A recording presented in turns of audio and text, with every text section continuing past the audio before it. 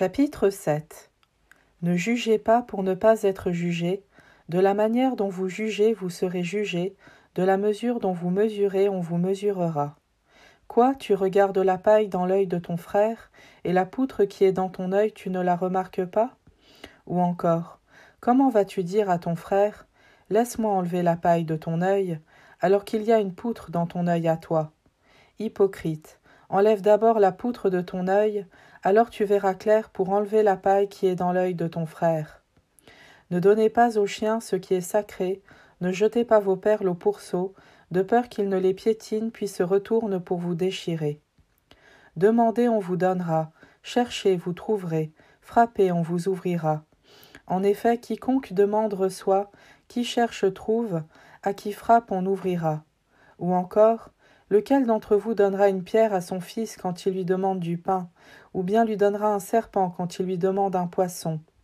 Si donc vous, qui êtes mauvais, vous savez donner de bonnes choses à vos enfants, combien plus votre Père qui est aux cieux donnera-t-il de bonnes choses à ceux qui les lui demandent? Donc tout ce que vous voudriez que les autres fassent pour vous, faites-le pour eux vous aussi, voilà ce que disent la loi et les prophètes. Entrez par la porte étroite. Elle est grande la porte, il est large le chemin qui conduit à la perdition, et ils sont nombreux ceux qui s'y engagent. Mais elle est étroite la porte, il est resserré le chemin qui conduit à la vie, et ils sont peu nombreux ceux qui le trouvent.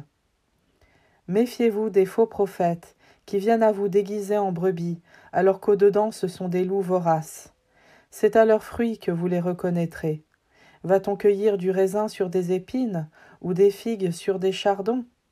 C'est ainsi que tout arbre bon donne de beaux fruits, et que l'arbre qui pourrit donne des fruits mauvais. Un arbre bon ne peut pas donner des fruits mauvais, ni un arbre qui pourrit donner de beaux fruits. Tout arbre qui ne donne pas de beaux fruits est coupé et jeté au feu. Donc c'est à leurs fruits que vous les reconnaîtrez. Ce n'est pas en me disant « Seigneur, Seigneur » qu'on entrera dans le royaume des cieux, mais c'est en faisant la volonté de mon Père qui est aux cieux. Ce jour-là, beaucoup me diront « Seigneur, Seigneur, n'est-ce pas en ton nom que nous avons prophétisé, en ton nom que nous avons expulsé les démons, en ton nom que nous avons fait beaucoup de miracles ?» Alors je leur déclarerai « Je ne vous ai jamais connus. Écartez-vous de moi, vous qui commettez le mal. » Ainsi, celui qui entend les paroles que je dis là et les met en pratique est comparable à un homme prévoyant qui a construit sa maison sur le roc. La pluie est tombée, les torrents ont dévalé, les vents ont soufflé, se sont abattus sur cette maison. La maison ne s'est pas écroulée car elle était fondée sur le roc. Et celui qui entend de moi ces paroles sans les mettre en pratique est comparable à un homme insensé qui a construit sa maison sur le sable. La pluie est tombée, les torrents ont dévalé, les vents ont soufflé, ils sont venus battre cette maison. La maison s'est écroulée et son écroulement a été complet.